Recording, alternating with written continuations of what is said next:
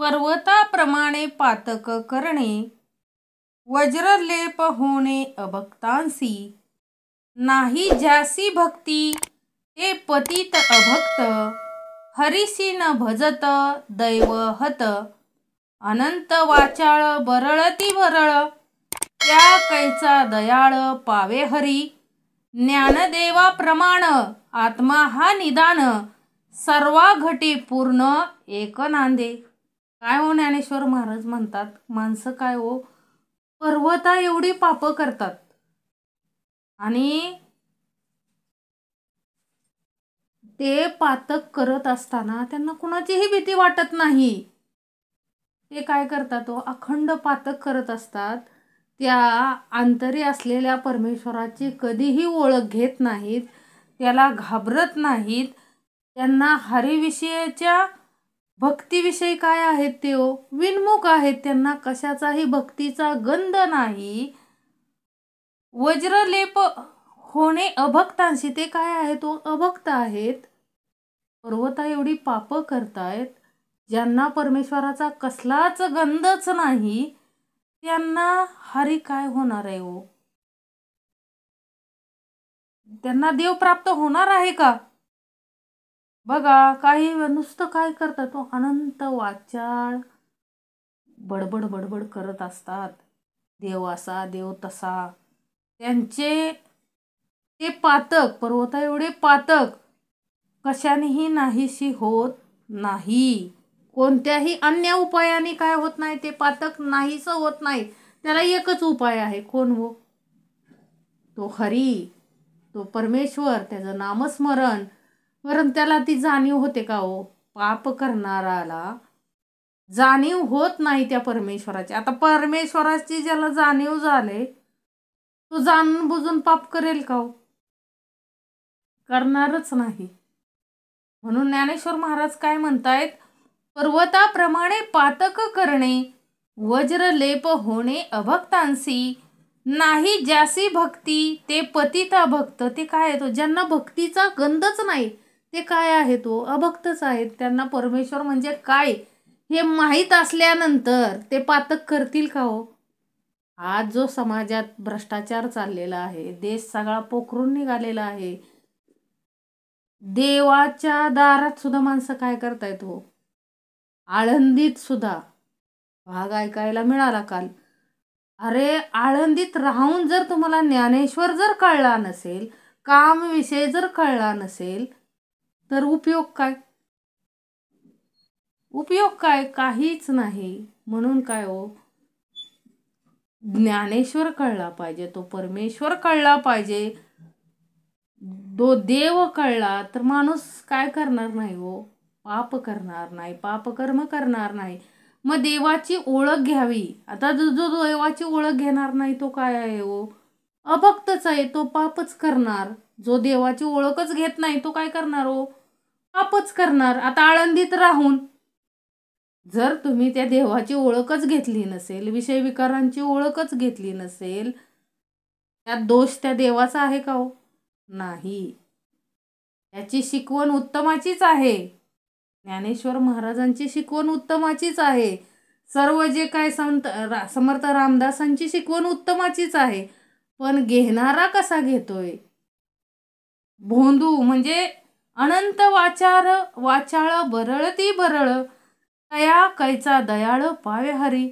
आता नुसतं तोंडाने बोलून उपयोग आहे का हो? काम क्रोधा वरती बोलायचं आणि काय करायचं, त्यांचाच दुरुपयोग करायचा. यामुळं काय होणार आहे हो, या तसल्या माणसांना देव कधीच पावणार नाही, असं ज्ञानेश्वर महाराजांनी लिहून ठेवलं हरिपाठामध्ये. म्हणजे पंढरपुरात राहून जर तुम्ही पातक करत असाल, आळंदीत राहून जर तुम्ही पातक, ह्याला देव जबाबदार नाही हो. देवाच्या दारात राहून जर तुम्ही पातक करत असाल तर त्याच्या इतकं महान पाप नाहीये, कारण तुम्ही देवाला ओळखलंच नाहीये. ज्ञानेश्वर महाराज काय म्हणतात, पर्वता एवढं पाप केलं म्हणजे काय, तुम्हाला देवाची ओळखच नाही म्हणून तुम्ही तेवढं ते पाप करताय. पर्वता एवढं पाप करताय. ज्यांनी पर्वतासारखी मोठमोठी पातके केली असून जे हरिविषयाच्या आत्यंतिक प्रेमरूपी भक्तीविषयी विन्मुख आहेत, म्हणजे जे अभक्त आहेत, त्यांचे ते पातक कोणत्याही अन्य उपायाने नाहीसे होत नाही. असं ज्ञानेश्वर महाराज म्हणतात. ज्याला हरीची भक्ती नाही तो पतित अभक्त आहे. तो करंटा हरीचे भजन कसे करील? जे वायपळ बडबड करणारे झोपेत बरळल्याप्रमाणे अमर्याद बडबड करतात, असल्यांना दीनदयाळ हरी कसा प्राप्त होईल? श्री ज्ञानेश्वर महाराज म्हणतात, सर्व देहामध्ये एक परिपूर्ण असणारा आत्मा हाच कोणी ठेवा मला मान्य आहे, हाच माझे सर्वस्व आहे. म्हणजे ज्ञानेश्वर महाराजांनी पण काय सांगितलंय हो? ज्ञानदेवाप्रमाण आत्मा हा निदान, सर्वा घटी पूर्ण एक नांदे. हा अंतरीचा जो अंतरात्मा आहे. शेवटी परमार्थ कशावर येतो? अंतरीच्या परब्रह्माविषयी येतो. तोच परब्रह्म आहे जो सर्वांमध्ये काय आहे हो? एकच आहे. तोच आपल्या सर्वांना काय करतोय हो? चालवतोय, बोलवतोय. तो अंतरीचा अंतरात्मा, तो परब्रह्म काय आहे हो? सर्वा घटी एकच आहे असं ज्ञानेश्वर महाराज म्हणतात. त्याच्यापासून वेगळा कोणीही ह्या विश्वामध्ये नाहीये. तो आत्मा काय आहे हो? सर्वा घटी पूर्ण एक नांदे. सर्वांच्या मध्ये काय आहे हो? तो आत्मा एकच आहे. आता पुढचा अभंग बघूया. संतांचे संगती मनोमार्ग गती, आकळावा श्रीपती येणे पंते. रामकृष्ण वाचा भाव हा जीवाचा, आत्मा जो शिवाचा राम जप. एकतत्वी नाम साधती साधन, द्वैताचे बंधन न बाधिजे. नामामृत गोडी वैष्णवा लादली, योगियाल साधली जीवन कळा. सत्वर उच्चार प्रल्हादी बिंबला, उद्धवा लादला कृष्णदाता. ज्ञानदेव म्हणे नाम हे सुलभ, सर्वत्र दुर्लभ विरळा जाणे. आता ज्ञानेश्वर महाराज काय म्हणतात? संतांचे संगती मनोमार्ग गती, आखळावा श्रीपती येणे पंते. आपल्याला परमेश्वराकडे जाण्याचा मार्ग कोण दाखवू शकतं? ज्याला तो मार्ग माहीत आहे. आता हा मार्ग कुणाला माहीत आहे? तर जे संत आहेत त्यांनाच हा मार्ग माहीत आहे. संतांचे संगती मनोमार्ग गती, आकळावा श्रीपती येणे पंते. संत ज्या मार्गावर चालत आहेत, संतांनी जो मार्ग आपल्याला दाखवलेला आहे त्या परमेश्वरापर्यंत जाण्याचा, त्या मार्गावर आपण चालण्याचा प्रयत्न करायचा आहे. आणि त्या म्हणजे संतांनी जो मार्ग दाखवलाय त्या मार्गावर जाऊन, त्या मार्गावर चालून त्या लक्ष्मीपतीस वश करून घ्या असं कोण म्हणते हो? ज्ञानेश्वर महाराज म्हणतायत. म्हणजे काय हो? संत ज्याप्रमाणे काय हो सांगतील त्याप्रमाणे ती गोष्ट मनावर धरून देहाने मनाने तसे वाग. हरीला वश करून घेण्याचे साधन हेच होय. म्हणजे काय हो? संतांच्या संगतीत राहून संत जसं आचरण करतात त्या पद्धतीनं आचरण करून, संत ज्या मार्गावर चालत आहेत त्या मार्गावर आपण चालून त्या लक्ष्मीपतीस काय करून घ्यायचंय हो? आपल्याला वश करून घ्यायचंय. लक्ष्मीपती म्हणजे कोण हो? तो नारायण, तो हरी, तोच परब्रह्म, तोच अंतरीचा अंतरात्मा. त्याला काय करून घ्यायचंय हो? त्याला जर आपलंसं करून घ्यायचं असेल तर कुणाच्या संगतीत गेलं पाहिजे हो? संतांच्या संगतीत गेलं पाहिजे. आणि संत जे मार्ग दाखवतात त्या मार्गावर आपण काय केलं पाहिजे हो? मार्गक्रमण केलं पाहिजे. रामकृष्ण वाचा भाव हा जीवाचा, आत्मा जो शिवाचा राम जप. आपल्या वाचेमध्ये अखंड काय पाहिजे हो? जप पाहिजे. रामकृष्ण जप म्हणजेच काय हो? जो तुम्हाला तुमच्या सद्गुरूंनी दिलेला जो जप आहे तो काय केला पाहिजे हो, अखंड तुम्ही केला पाहिजे. वाचेने निरंतर काय हो, त्या परमेश्वराचा जप करणे हाच काय आहे हो, जीवाचा धर्म आहे. म्हणून मायोपाधिक शिवाचा आत्मा जो राम, म्हणजे आत्मा हा काय आहे हो, त्या या ही आपली देहबुद्धी आहे. त्यामध्ये कोण आहे हो, तो आत्मा हा राम आहे. त्याचं तू भजन कर. आणि जो आपण परमेश्वराचं भजन करतो, जे नामस्मरण करतो, ते कोण करतोय हो, शिव करतोय. श्री विष्णूंचं नामस्मरण अखंड कोण करतात, श्री शंकर करत असतात. तेच नामस्मरण काय करायचंय, आपण करायचंय.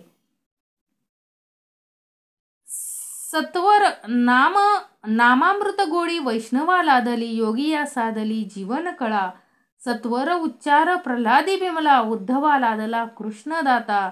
ज्ञानदेव म्हणे नाम हे सुलभ, सर्वत्र दुर्लभ विरळा जाणे. बघा ह्या ओव्यांमध्ये काय सांगितलंय हो, एक तत्वी हरी आहे तो. त्याला काय करायचं आहे आपल्याला, नामरूपी साधनच एक असं आहे की त्या साधनानं आपण त्याच्याजवळ सहज पोचू शकतो. त्याला आपण काय करू शकतो, प्राप्त करून घेऊ शकतो. त्याला कुठलेही बंधन नाही. जो जो ज्यानं नामरूपी साधनाचा वापर करून त्या परमेश्वरापर्यंत जाण्याचा प्रयत्न केला, प्रत्येक संत कुठं गेले हो, त्याच्याच चरणी गेले. आणि त्यांनी तो नामस्मरणाचाच काय सांगितला हो, आपल्याला मार्ग सांगितला.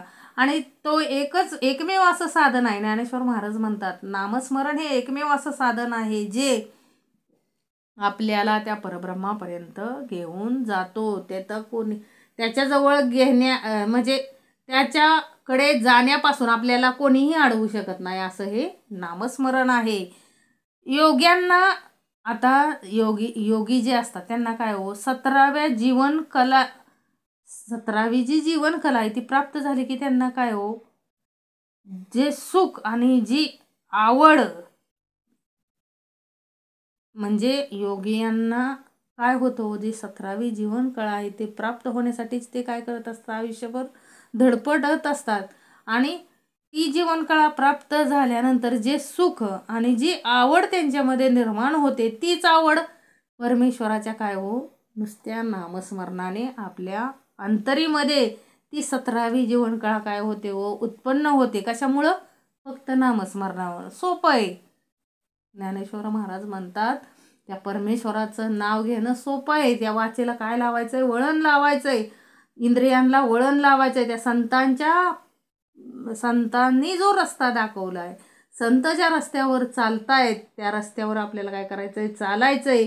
योगी जी 17वी जीवनकळा प्राप्त करतात, ती जीवनकळा आपल्याला सहज नामस्मरणातून प्राप्त होते. ते सुख आपल्याला नामस्मरणातून प्राप्त होते. असं कोण सांगतंय हो, ज्ञानेश्वर महाराज सांगतायत. आता आपल्याला माहिती आहे, भक्त प्रल्हाद कशानं तरला हो, अखंड काय होतं हो, वाणीमध्ये वाचेमध्ये काय होतं हो, अखंड त्या परब्रह्माचं काय होतं हो, नामस्मरण होतं. मग त्या नामस्मरणामुळे काय झालं हो, त्याला काय हो, पिंडात असतानाच त्याच्या कानावरती काय पडलं हो, ते नाम पडलं हरीचं. त्यानं ते अखंड बाहेर आल्यानंतर अखंड तो जप त्याच्या काय मध्ये रुजला, हाडा माणसामध्ये त्या प्रल्हादाच्या नाम भगवंताचं काय केलं हो, रुजलं. आणि त्यानं काय केलं हो, ते अखंड नामाचा उच्चार काय केला हो, अखंड नाम घेतलं. आणि मग त्याच्यासाठी आपल्याला माहिती आहे, हिरण्यकश्यपू कोण होता, राक्षस होता, त्याचा पुत्र तो प्रल्हाद. आणि किती हो ते संकट आणली, त्या हिरण्यकश्यपूने त्याला दरीतून फेकून दिलं, उकळत्या तेलात टाकलं, पिसळलेल्या हत्ती पुढं टाकलं. शेवटी सगळं उपाय करून झाल्या होती, होलिका त्याची जी बहीण होती तिच्या मांडीवर बसून अग्नी दिला. किती हो महाभयंकर प्रसंगातून प्रल्हादाला आहे असं प्रल्हाद सुरक्षित राहिला. फक्त काय करत होता हो प्रल्हाद, फक्त त्या वाचेतून काय हो करत होता, अखंड नामस्मरण करत होता. आणि त्या अखंड नामस्मरणामुळे परमेश्वरानं त्याला नेहमी काय केलं हो, सहज त्याला काय केलं हो, वाचवलं. आता उद्धवाला ज्ञान कुणी दिलं हो? उद्धवाला आत्मज्ञान कुणी दिलं हो? श्रीकृष्णांनी दिलं. असा तो परमेश्वर आहे आणि म्हणजे इतका दयाळू प्रेमळ आहे. म्हणून ज्ञानेश्वर महाराज काय म्हणतात हो, आपण पण काय करायचं, त्या उद्धवासारखं भक्त प्रल्हादासारखं अखंड नामस्मरणात कोणाच्या राहायचंय, तर त्या परब्रह्माच्या नामस्मरणामध्ये आपण राहायचंय. शेवटी श्री ज्ञानेश्वर महाराज काय म्हणतात हो, हरीचे नाम सर्व पारमार्थिक साधनात सोपे आहे. काय आहे हो? सर्व परमार्थिक साधन. बाकी आपल्याला अवघड वाटतात. एका पायावर उभा राहायचंय का हो? काय करायचंय आपल्याला? फक्त प्रपंच करत असताना, संसार प्रपंच करत असताना त्या भगवंताचं नाव काय पाहिजे हो? फक्त त्या जीवेवरती पाहिजे. आता ज्ञानेश्वर महाराज म्हणतात, परमार्थामध्ये नामस्मरण हे सगळ्यात सोपं साधन असून सुद्धा माणसाला ते कसं झालंय हो? दुर्मिळ झालंय. कारण हरीचं नाव कुणी घेतच नाही. जे त्या परमेश्वराची उपकाराची जाणीवच नाही माणसाला. माणूस काय म्हणतो, मीच सगळं निर्माण केलंय, मीच सगळं करू शकतो, माझ्याकडं सगळी शक्ती आहे. पण आपल्याला माहीत आहे, सगळं जरी केलं तरी मृत्यू कुणाच्या हातात आहे हो? शेवटी ते तर सत्य आहे का नाही? मृत्यू हा सत्य आहे का नाही? कितीही मोठा माणूस असेल तरी तो मृत्यूला जिंकता येते का? कुणालाही जिंकता येत नाही. म्हणून ज्ञानेश्वर महाराज काय म्हणतात की परमार्थामध्ये नामस्मरण हे सोपं साधन असून सुद्धा माणसासाठी ते काय आहे हो? दुर्मिळ झालंय. का तर कोणी ते नाव परमेश्वराचं घ्यायला तयारच नाही. त्याची सुलभता व योग्यता जाणून ते नाम सदोदित घेणारा असा पुरुष विरळ आहे. आता जाणून बुजून जे परमेश्वराचं नामस्मरण करतात असे म्हणजे तो पुरुष म्हणजे कोण होतो? आत्मा काय आहे हो? निराळच आहे. असं शोधून सापडणार थोडे हातावर मोजण्या इतकीच माणसं काय हो त्या परमेश्वराला काय करतात व अंतरंगापासून काय करतात व भजतात. असं आता पुढील भाग बघूया. पुढील अभंग. विष्णू विने जप व्यर्थ त्याचे ज्ञान, रामकृष्णी मन नाही ज्याचे, उपजोनी करंटा नेने अद्वय वाटा, रामकृष्णी पैटा कैसा होय, द्वैताची झाडणी गुरुविन ज्ञान, त्या कैचे कीर्तन घडे नामी, ज्ञानदेव म्हणे सगुण हे ध्यान, नामपाठ मौन प्रपंचाचे, विष्णू विने जप व्यर्थ त्याचे ज्ञान, रामकृष्णी मन नाही ज्याचे. आता विष्णूच्या नामस्मरणा वाचून इतर जप करणारा आणि रामकृष्ण स्वरूपी ज्यांचे मन नाही त्यांचे ज्ञान काय आहे हो? व्यर्थ आहे. म्हणजे विष्णू इथं शब्दशः अर्थ घेऊ नका. इथं काय हो सांगायचंय ज्ञानेश्वर महाराजांना की त्या परब्रह्मा शिवाय म्हणजे परब्रह्माच्या ओळख न घेता नुसता तोंडाने काय व्यर्थ जप करणे हे काय आहे हो? व्यर्थ ज्ञान आहे. आणि मन आपलं चित्त पण काय पाहिजे हो? त्या परमेश्वराच्या चरणी पाहिजे. तर केलेलं नामस्मरण काय होणार आहे? त्या परमेश्वराच्या चरणी पोचणार आहे. अन्यथा काही सगळं जे ज्ञान आहे ते काय आहे हो? व्यर्थ आहे. तुम्ही जर ओळखच नाही घेतली त्या परब्रह्माची आणि त्याचं नुसतं नावच घेत बसला म्हणजे त्याला ओळखलंच नाही, नुसतं आपण नावच घेतोय, तर असं जे ज्ञान आहे ते काय आहे हो? सगळं व्यर्थ आहे. जन्माला येऊन काय हो? आता जन्माला आलोय कशासाठी? उपजोनी करंटा नेने अद्वय वाटा, रामकृष्णी पैटा कैसा होय. आता आपण जन्माला आलोय, बरोबर आहे. मनुष्य योनी ही कितवी योनी आहे हो? 84चा फेरा चुकवून शेवटची योनी कुठली आहे हो? ही मनुष्य योनी आहे. आणि आपण आलोय जन्माला कशासाठी ह्याची ओळखच नाही झाली तर काय हो करंट म्हटलंय त्याला. काय हो म्हटलंय ज्ञानेश्वर महाराजांनी, जन्माला येऊन जर त्या परब्रह्माची ओळखच जर नाही घेतली तर काय आहे हो तो. उपजोनी करंटा नेने अद्वय वाटा, रामकृष्णी पैटा कैसा होय. म्हणजे जन्माला येऊन त्या परमात्म्याला जाणण्याचा म्हणजे अद्वैत काय आहे. द्वैत आपल्याला सगळं माहिती आहे, पण अद्वैत परब्रह्म काय आहे, परमात्मा काय आहे, कोण आहे याची जर ओळख जर नाही घेतली, ज्यास माहीतच नाही परमात्म्याचा, परमात्म्याकडे जाण्याचा मार्ग ज्याला माहीत नाही तो काय आहे हो, तो करंट आहे असं सांगितलंय. त्याची वस्ती रामकृष्ण स्वरूपी कशी होईल. म्हणजे रामकृष्ण स्वरूपी म्हणजे तो रामकृष्णामध्ये कसा एकरूप होईल, नाही होऊ शकत. रामकृष्णी पैठा कैसा होय म्हणजे त्या परब्रह्मामध्ये तो एकरूप कसा होईल, नाही होऊ शकत.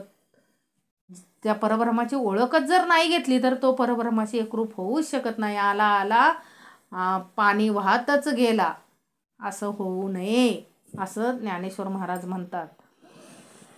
द्वैताची झाडणी गुरुविन ज्ञान, त्या कैचे कीर्तन घडे नामी. ज्या ब्रह्मस्वरूपाच्या अज्ञानाने अहंकार वृत्तिरूपी द्वैताची उत्पत्ती झाली, त्या द्वैताचा नाश ब्रह्मस्वरूपाच्या ज्ञानानेच होणार आहे. ते ज्ञान देणारे कोण आहे तो, कोण आहेत ते, गुरु. गुरु म्हणजे सद्गुरु.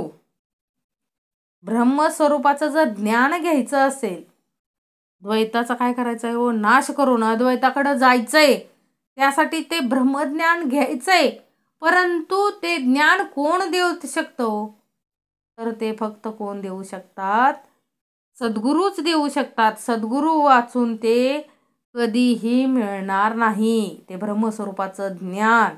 व ज्या साधकाला ते मिळाले नाही त्याला नामी जो परमात्मा त्याचे अभेद भजन घडणार नाही. म्हणजे ज्याला सद्गुरू नाही, ज्याला सद्गुरू वाचून हे ब्रह्मज्ञान कोणीही देऊ शकत नाही, आणि ज्याला सद्गुरूच नाही, ज्याला माहीतच नाही, त्याला काय हो हे कीर्तन परमेश्वराचं घडू शकत नाही. श्री ज्ञानेश्वर महाराज शेवटी काय म्हणतात हो, मला हरीच्या सगुण साकार स्वरूपाचेच ध्यान आहे आणि त्याच्याच नामाची मी सतत आवृत्ती करत असून प्रापंचिक गोष्टी संबंधाने मौन घेतले आहे. म्हणजे काय हो, ज्ञानदेव म्हणे सगुण हे ध्यान, नामपाठ मौन प्रपंचाचे. ज्ञानदेव काय म्हणतात हो, सगुण हे ध्यान म्हणजे काय हो, आपल्याला जी मूर्ती दिसते पांडुरंगाची ती काय आहे हो, सगुण स्वरूप आहे देवाचं, आणि तेच फक्त ध्यान मला काय माहीत आहे. आणि मी काय केलंय, मी त्याच्याच त्या सगुण स्वरूपाचंच काय करतोय, नामाचे अखंड आवृत्ती करत आहे. आणि प्रपंचिक ज्ञानेश्वर महाराजांनी प्रपंच केला का हो, प्रापंचिक गोष्टी संबंधाने काय घेतले, मौन घेतले आहे. म्हणजे मी त्या गोष्टी प्रपंचात ते संसार प्रपंच केला का त्यांनी, नाही, त्या गोष्टीत काय घेतले त्यांनी, मौन घेतलेलं आहे. आता पुढील ओवी अभंग बघा. त्रिवेणी संगमी नाना तीर्थे भ्रमी, चित्त नाही नामी तरी ते व्यर्थ. नामासी विन्मुख तो नर पापिया, हरिविन धावया न पावे कोणी. पुराण प्रसिद्ध बोलिले वाल्मिक, नामे तिनी लोक उद्धरती. ज्ञानदेव म्हणे नाम जपा हरीचे, परंपरा त्याचे कुळ शुद्ध. आता बघा काय सांगतात हो, त्रिवेणी संगमी नाना तीर्थे भ्रमी, हरीच्या नामाकडं चित्त नाही, आणि गंगा यमुना सरस्वती या 3 नद्यांचा जो संगम जो प्रयाग आहे त्या प्रयागाला माणसं जातात बघा. किंवा त्रिवेणी संगम, यमुना म्हणजे गंगा यमुना सरस्वती या 3 नदींचा संगम कुठं झाला, प्रयाग. तिथं काय करतात माणसं, जातात बघा तीर्थाटने फिरायला जातात किंवा इतर ठिकाणी तीर्थाटनाला जातात. त्रिवेणी संगमी नाना तीर्थे भ्रमी, चित्त नाही नामी तरी ते व्यर्थ. आणि त्या ठीक आहे, तीर्थाला जातात, परंतु त्या परब्रह्माच्या नाव काय नाही त्यांना, त्याची जाणीव नाही. चित्त, त्यांचं मन काय लागत नाही, त्या परब्रह्माच्या चरणी लागत नाही. मग केलेली तीर्थयात्रा काय आहे हो? चित्त नाही नामी म्हणजे परमेश्वराचं चित्तात परमेश्वरच नाहीये, म्हणजे परमेश्वराची जाणीवच नाही आपल्याला. आणि नुसतीच काय हो, तीर्थाटने फिरलो तर ती काय आहे, सगळं व्यर्थ आहे. जो नामासी विनमुख तो नर पापिया, हरिविन धावया न पावे कोणी. आता जो हरीच्या नामाविषयी विनमुख आहे, ज्याला हरीचं नाम काय आहे तेच माहित नाही. काय काय माणसं बघा, विश्वासच नाहीये कशाविषयी, परब्रह्म आहे ह्याच गोष्टीवर काय जणांचा विश्वास नाहीये. मग आता ह्या लोकांचं काय करायचं? म्हणजे ते काय करतात, जे कधीही नाव सुद्धा घेत नाही, देवाचं नाव घेत नाहीत आणि देवाच्या नावाविषयी काय आहेत, विनमुख आहेत, तो मनुष्य काय हो, कसा आहे हो? नामाशी विनमुख तो नर पापिया म्हणजे तो मनुष्य काय आहे हो, पापीच म्हणायचं. की ज्याला काय हो, नामच माहीत नाहीये आणि तो कधी त्या परमेश्वराचं नाव घेतच नाहीये, त्याला पापातून सोडवण्यास हरी वाचून दुसरा कोण धाव घेणार आहे? प्रश्न केलाय. ज्ञानेश्वर महाराज काय म्हणतात हो, नामासी विनमुख तो नर पापिया, हरिविन धावया न पावे कोणी. आता किती म्हणजे नाव माहीत नाही देवाचं, देवाला भजत नाही, देवाचं नामस्मरण घेत नाही, परंतु तो अडकलाय, त्या पापामध्ये अडकलाय. आणि त्या पापामधून बाहेर काढायचं काम कोण करत असतो, तर तो परमेश्वरच. त्याच्याशिवाय कुणीही त्या पापा म्हणजे पातकाला बाहेर काढण्याचं काम फक्त तो हरीच करतो, इतर कोणी करू शकत नाही. म्हणून त्यातून पापातून सोडवण्यात हरी वाचून दुसरा कोण धाव घेणार आहे? नाही कोणी घेऊ शकत, हरीच तेवढं धाव घेणार आहे. पुराण प्रसिद्ध बोलिले वाल्मिक, नामे तिन्ही लोक उद्धरती. पुराणामध्ये म्हणजे आपल्याला माहित आहे काय, वाल्या कोळी वाल्मिकी ऋषी झाला कशामुळे, नामे तरला उठाउटी.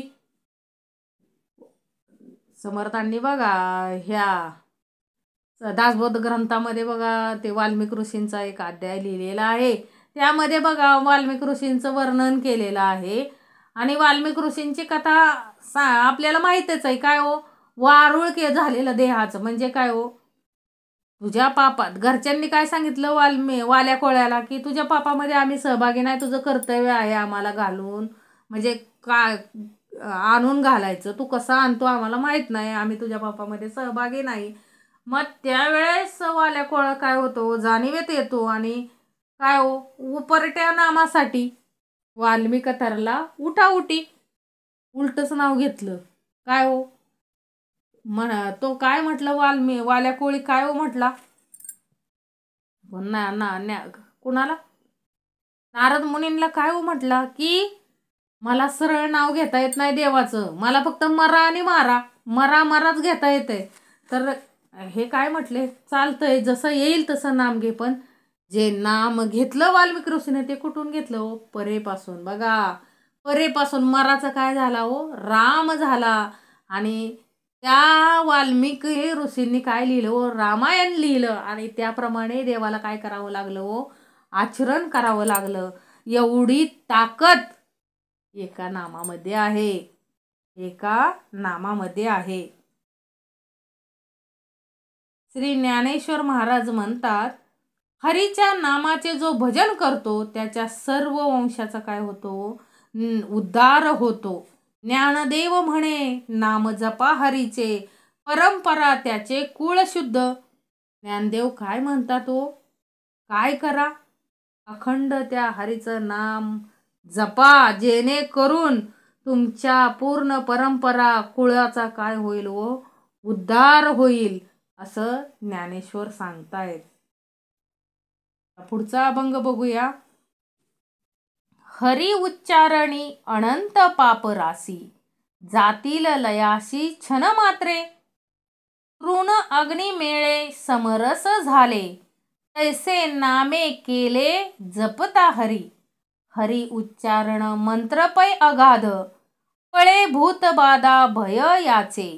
ज्ञानदेव म्हणे हरी माझा समर्थ, न करवे अर्थ उपनिषदा. हरी उच्चारणी अनंत पापराशी, जातील लयाशी छन मात्रे. काय हो, हरिनामाचा जप केल्याने पापाच्या अनंत राशी काही क्षणात काय होतात हो, नाहीशा होतात. आपण आत्ताच उदाहरण पाहिलं वाल्मिक ऋषींचं. काय हो केलं तो वाल्मिक ऋषींनी? वाळू एवढा खडा टाकायचे, म्हणजे प्रत्येक पाप केल्यानंतर वाळू एवढा खडा टाकून ती रांजण भरलेले असे मोठमोठे काय होते हो, पापाचे रांजण भरले होते. असा पापाचा नाश कशानं झाला हो? फक्त त्या नामस्मरणाने झाला.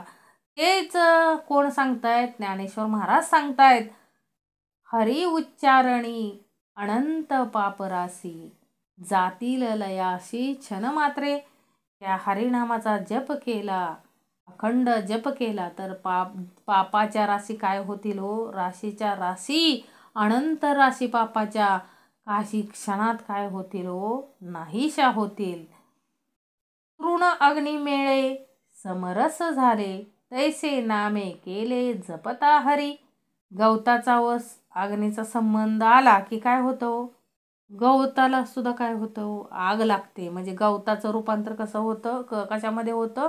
अग्नीमध्ये होतं. त्याप्रमाणे हरीचा जप निरंतर करीत असले म्हणजे त्याप्रमाणे काय हो, ज्ञानेश्वर महाराज काय म्हणतात, जर गवताला अग्नी लागला तर काय हो, गवत सुद्धा काय होतं हो, अग्निमय होऊन जातं. त्याप्रमाणे जर आपण अखंड हरीचा जप केला तर आपण काय हो, पूर्ण अखंड काय होऊन जातो, हरिमय होऊन जातो. हरी उच्चारण मंत्रपय अगाध, पळे भूत बाधा भय याचे. हरीच्या नामस्मरणाचं सामर्थ्य एवढं आहे की त्याच्या दहकानच नुसत्या काय हो, भूतबाधा देखील काय होते, नाहीसे होते. भूतबाधा म्हणजे पिशाच्य बाधा नाहीसे होते.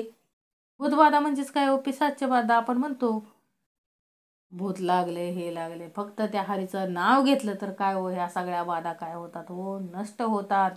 इतकेच नव्हे तर जीवाच्या मागे लागलेला पंचभूतात्मक देहाविषयीचा जो अहंकार, त्याची देखील बाधा दूर होते. म्हणजे हरिनामाने देहाभिमानाचा काय होतो, नाश होतो. हरी उच्चारण मंत्रपय अगाध, पळे भूतबाधा भय याचे. ज्ञानदेव म्हणे हरी माझा समर्थ, न करवे अर्थ उपनिषदा. ज्ञानेश्वर महाराज काय म्हणतात हो, यथार्थ निर्णय उपनिषदाकडूनही झाला नाही. त्या हरीचा अर्थ कुणालाही कळू शकत नाही, उपनिषदांना सुद्धा कळला नाही. एवढा तो हरीच्या नामस्मरणाचा अर्थ काय हो, अगाध आहे. त्या हरीला समजून घेणं एवढं सोपं नाहीये. परंतु त्याचं नामस्मरण आपण गुरुकडून काय होते, सद्गुरूंनी काय करायचंय, आपल्याला तो मार्ग दाखवायचा आहे. सद्गुरू आपल्याला काय हो, त्या परब्रह्माकडं नेऊ शकतात. त्या हरीचं नाम घ्यायला काय हो, सामर्थ्य देऊ शकतात. आता पुढील अभंग बघूया. तीर्थ व्रत नेम भावे विन सिद्धी, वायांची उपाधी करसी जना. भावबळे आकळे एरवी नाकळे, करतळी आवळे तैसा हरी. पारियाचा रवा घेता भूमीवरी, यज्ञ परोपरी साधन तैसे. ज्ञानदेव म्हणे निवृत्ती निर्गुण, दिदले संपूर्ण माझे हाती. अहो काय हो म्हणतात, तीर्थव्रत नेम भावे विन सिद्धी, वायाची उपाधी करसी जना. आणि कितीही काय म्हणतात तो, ज्ञानेश्वर महाराज म्हणतात, जनसमुदायाला म्हणतात, अहो जन हो, कितीही तीर्थयात्रा केल्या किंवा अनेक व्रत नियमाचे आचरण केले तरी हरीवर जर दृढ विश्वासच नसेल तर ती काय होणार नाही, कोणतंही व्रतवैकल्य सफल होणार नाही. याकरता तुम्ही काय हो, कशाला ते याकरिता तुम्ही हा व्यर्थ शीन का करता, असं वायाची उपाधी करसी जना, असं कोण सांगतंय? ज्ञानेश्वर महाराज सांगतायत. भावबळे आकळे एरवी नाकळे, करतळी आवळे तैसा हरी. हरीच्या ठिकाणी विश्वास ठेवून त्याचे भजन केल्याने तो परमात्मा तळ हातावरील आवळ्याप्रमाणे आपल्याला हस्तगत होतो. अन्य उपायाने तो हस्तगत होणार नाही. पारियाचा रवा घेता भूमीवरी, यज्ञ परोपरी साधन तैसे. ज्ञानदेव म्हणे निवृत्ती निर्गुण, दिदले संपूर्ण माझे हाती. पारा जमिनीवर पडून त्याचं काय होतं, तो बारीक बारीक गोळ्या जमिनीवर पसरल्या म्हणजे ज्याप्रमाणे ते पाऱ्याचे सर्व कण एका ठिकाणी जमून हातात घेण्याला पुष्कळ प्रयास पडतात. पारा बघा, पारा हातातून खाली बारीक बारीक पडला तर परत तोच गोळा करायचा, त्याला काय हो खूप कष्ट पडतात. त्याप्रमाणे हरिनामा वाचून इतर साधनांनी भगवत प्राप्ती होण्याला काय हो पुष्कळ कष्ट सोसावे लागतात. बघा, माणसं व्रतवैकल्य करतात, उपास तापास करतात, खूप काय करतात, परंतु ज्ञानेश्वर महाराज काय सांगतात की ही सगळी साधनं काय आहेत हो, कष्टदायक आहेत. उपवास म्हणजे देहाला कष्ट, त्यापेक्षा काय करा, त्या हरीचं काय करावं, अखंड त्या पाऱ्याप्रमाणे आपली अवस्था करून घेऊ नका. एकाच ठिकाणी काय करा, त्या नामस्मरण करा, फक्त भगवंताचं काय करा, नामस्मरण करा. कारण इतर जी साधना आहेत त्या साधनापेक्षा मेन साधन कोणतं आहे हो परमेश्वरापर्यंत जाण्याचं, तर ते नामस्मरण भक्ती. श्री ज्ञानेश्वर महाराज म्हणतात की माझे गुरु निवृत्तीनाथ हे गुणत्रया पलीकडील निर्गुण आहेत. म्हणजे कोण आहेत हो, निर्गुण निराकार माझे सद्गुरू आहेत. ते म्हणजे कोण हो, निवृत्तीनाथ. त्यांनी हरिस्वरूपाचा पूर्ण बोध माझ्या हातामध्ये दिला, म्हणजे त्यांनी केलेल्या बोधाने माझ्या बुद्धीस पूर्ण अनुभव झाला. म्हणजे काय हो सांगतात की माझे सद्गुरू निवृत्तीनाथ यांनी काय केले हो, त्या हरी स्वरूपाचा बोध माझ्या हातावर करून दिलाय. एवढे ते काय आहेत, श्रेष्ठ आहेत. तेच ते माझ्यासाठी काय आहेत, निर्गुण निराकार आहेत. त्रिगुणाच्याही पलीकडचे कोण आहेत, माझे सद्गुरू निवृत्तीनाथ आहेत. असं कोण म्हणते हो, ज्ञानेश्वर महाराज म्हणतात.